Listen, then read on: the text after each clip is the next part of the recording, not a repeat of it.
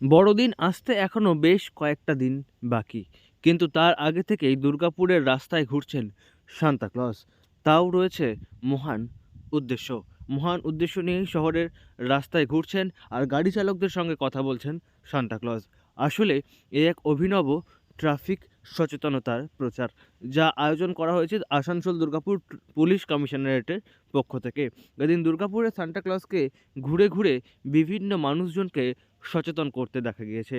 সঙ্গে ছিলেন কলেজ পড়ুয়া এবং এনসিসি ক্যাডাররাও, সকলে মিলেই এদিন ট্রাফিক সচেতনতার এই কর্মসূচিতে অংশগ্রহণ করেছিলেন।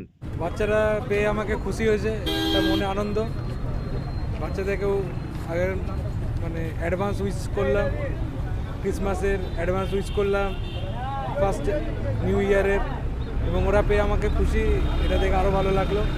তো তাদেরকেও জানালাম যে নিজেদের ফ্যামিলির লোককে এবং তার বাড়ির যে গার্জেন বাবা মা, তাদেরকে যেন এই রাস্তায় চললে হেলমেট, চার চাকায় গেলে যেন সিট বেল্ট পরে, কারণ তার জন্য তার মেয়ে বা ছেলে বাচ্চা বাড়িতে অপেক্ষা করছে।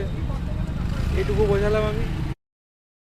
উল্লেখ্য, বিগত কয়েক বছর ধরেই ট্রাফিক সচেতনতার জন্য অভিনবভাবে প্রচার করা হচ্ছে। কখনো ট্রাফিক সচেতনতার জন্য হেলমেটবিহীন চালকদের হাতে তুলে দেওয়া হয় হেলমেট, কখনো ট্রাফিক নিয়ম ভাঙার জন্য হাতে তুলে দেওয়া হয় গোলাপ ফুল। অর্থাৎ গান্ধীগিরির মাধ্যমেই পুলিশ এখন ট্রাফিক সচেতনতার প্রচার করার অন্যরকম পন্থা অবলম্বন করেছে, এবং তার মধ্যেই আরেকটি অন্যতম উপায় এই সান্টা ক্লজকে দিয়ে ট্রাফিক সচেতনতার প্রচার করানো।